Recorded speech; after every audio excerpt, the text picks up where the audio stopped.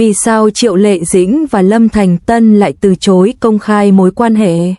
Mối quan hệ kéo dài 10 năm của họ, được ví như một cặp thỏ và chó, chứa đựng rất nhiều khoảnh khắc ngọt ngào. 2 năm qua, nếu nói về cặp đôi màn ảnh gây nghiện nhất nhưng lại luôn tiềm ẩn nhiều bí ẩn trong làng giải trí Trung Quốc, thì Triệu Lệ Dĩnh và Lâm Cầu Tân chắc chắn xứng đáng được nhắc đến. Thành thật mà nói, người hâm mộ của họ đã từ những cô gái ngây thơ, dễ mến trở thành những thám tử tỉ mỉ nhẫn, đồ vật trùng khớp, lịch trình tương đồng, ảnh chụp cùng bạn bè và gia đình, bất kỳ chi tiết nhỏ nào cũng có thể được phóng đại thành một chuỗi bằng chứng. Nhưng nhìn lại, ai có thể dự đoán được cặp đôi này lại nổi tiếng đến vậy? Khi Công chúa Điệp lên sóng năm 2017, khán giả tập trung vào những tình tiết bất ngờ và cái kết gây tranh cãi. Ai có thể nghĩ đến mối quan hệ ngoài đời thực giữa hai diễn viên? Khi đó, mọi người tranh luận liệu Sinye và Yuen Jue có bị biên kịch đối xử bất công hay không, liệu bộ phim có kết thúc tồi tệ hay không, và tất cả cảm xúc của họ đều dồn vào nhân vật. Nhưng thời gian trôi qua, rõ ràng là bộ phim đã kết thúc, nhưng cảm xúc thì chưa, và các diễn viên không hề chia lìa, thay vào đó, họ ngày càng thân thiết hơn. Chính sự bền chặt này đã thực sự khiến họ trở nên cuốn hút. Sự nổi tiếng vang dội của bộ phim đó thời bấy giờ vẫn còn gợi lên một cảm giác ngọt ngào xen lẫn cay đắng. Nhiều khán giả vẫn còn nhớ về những tiếc nuối khi nghĩ đến Sinye và Yuen Jue. Chớ trêu thay, nỗi tiếc nuối ấy lại được khéo léo giải quyết trong sự hợp tác sau này của họ. Huyền thoại Yuen Jue như một cảm xúc bị kìm nén lâu ngày được lặng lẽ kể tiếp. Ai cũng biết những quy tắc thông thường trong ngành giải trí ngay khi quay phim xong, việc giữ khoảng cách xã hội được duy trì ngay lập tức, tránh gây nghi ngờ là điều cơ bản, và ngay cả việc xuất hiện cùng nhau cũng cần được xử lý cẩn thận để tránh bị hiểu sai. Nhưng Triệu Lệ Dĩnh và Lâm Canh Tân lại chọn cách tiếp cận ngược lại, thay vì giữ khoảng cách, họ thường xuyên tương tác, xuất hiện cùng nhau và chia sẻ những khoảnh khắc nhỏ, dần dần đưa mối quan hệ của họ trở nên thân thiết và tự nhiên hơn. Ví dụ, trong một chương trình tạp kỹ, Sienna đã hỏi Lâm Canh Tân liệu có khả năng anh và Triệu Lệ Dĩnh hợp tác lần thứ 3 hay không. Câu trả lời thông thường trong giới giải trí thường là tùy thuộc vào số phận, kịch bản và sự sắp xếp của công ty, nhưng Lâm Canh Tân lại đi ngược lại, thẳng thắn nói, tùy thuộc vào việc thầy Trao có đồng ý hay không. Cụm từ thầy Trao khá thú vị, nó ngay lập tức thiết lập một sự khác biệt rõ ràng trong mối quan hệ của họ, không chỉ là một nhân vật trong phim, cũng không phải là một chiêu trò tiếp thị để giả vờ là cộng sự, mà là một cách xưng hô tôn trọng và thân mật ngoài đời thực. Giọng điệu không cố tình mơ hồ, cũng không hoàn toàn lịch sự, nó giống như một sự trêu chọc ngầm giữa những người quen biết, khiến khó có thể phân loại một cách đơn giản. Điều đáng chú ý hơn cả là sự tương phản của Lâm Canh Tân. Trong các sự kiện quảng bá thông thường, anh ấy về cơ bản là hình mẫu diễn viên chuẩn mực, nói về nhân vật, ekip, quá trình sáng tạo, mọi thứ đều rất chuyên nghiệp. Nhưng ngay khi nhắc đến Triệu Lệ Dĩnh, toàn bộ thái độ của anh ấy thay đổi. Trong những thước phim hậu trường, anh ấy dám đùa về sở thích ăn uống của cô ấy, thể hiện khía cạnh gần gũi của mình. Trong một buổi phát trực tiếp, anh ấy có thể đột nhiên nhắc đến Sinye, ngay lập tức gợi lại cho mọi người những kỷ niệm về Công chúa Đặc Vụ. Việc nhắc đến những vai diễn cũ một cách tự nhiên như vậy thực sự khá thú vị. Không phải là anh ấy không thể nhắc đến chúng, nhưng việc nhắc đến chúng một cách tự nhiên như vậy khiến người ta cảm thấy như mối quan hệ đó chưa thực sự bị thời gian xóa nhòa, mà chỉ được lưu giữ dưới một hình thức khác. Hãy cùng bàn về chủ đề được bàn tán nhiều nhất gần đây, nhẫn. Bức ảnh sinh nhật của Lâm Cầu Tân, với chiếc nhẫn trên ngón tay áp út, chắc chắn đã gây ra một làn sóng đồn đoán. Xét về mặt lý trí, một chi tiết đơn lẻ như vậy không nên dẫn trực tiếp đến kết luận về một mối quan hệ tình cảm. Tuy nhiên, vấn đề là khi đặt những mảnh ghép này trong bối cảnh tương tác lâu dài của họ, mọi thứ trở nên phức tạp hơn. Triệu Lệ Dĩnh đã sử dụng rất nhiều yếu tố liên quan đến thỏ, trong khi Lâm Cầu Tân từ lâu đã được liên kết với các yếu tố liên quan đến chó trong các tài liệu cá nhân và nội dung trực tuyến của mình, dẫn đến việc tạo ra cặp đôi thỏ chó.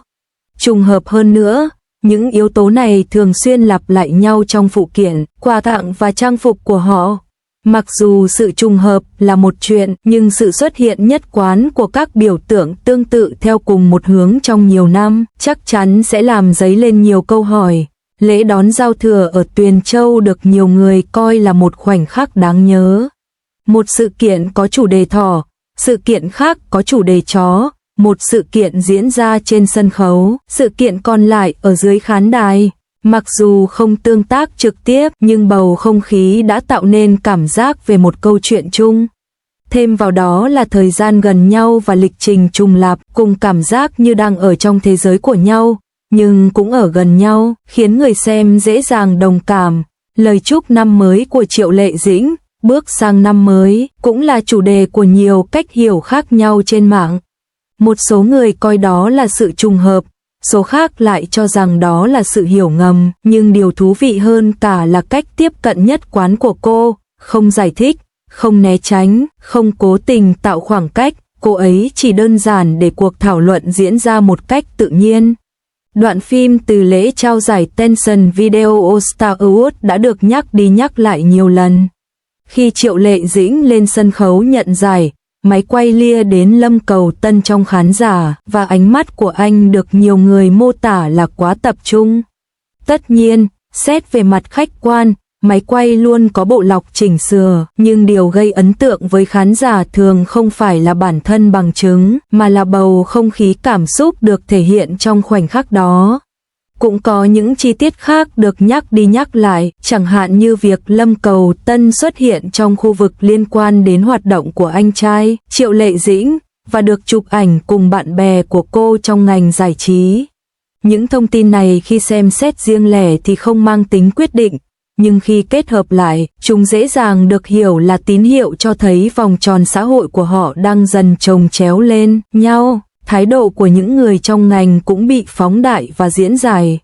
Sienna là kiểu người điển hình thích thú với mối quan hệ nhưng không công khai thừa nhận, luôn mỉm cười rạng rỡ trong các cuộc gặp gỡ. Bạn bè của Triệu Lệ Dĩnh và vòng tròn xã hội của Lâm Canh Tân quả thực có sự trùng lặp ở một mức độ nào đó. Việc hình thành dần dần một mạng lưới trong các vòng tròn xã hội của họ khiến người ngoài dễ dàng suy đoán thêm.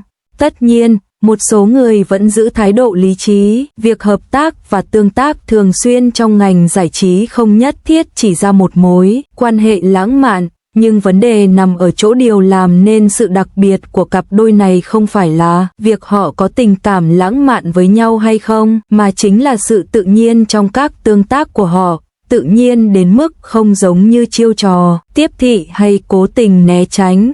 Trở lại với Triệu Lệ Dĩnh, hành trình của cô ấy khá rõ ràng, từ xuất thân khiêm tốn đến trở thành một nữ diễn viên hàng đầu, trải qua những thăng trầm trong hôn nhân và dư luận.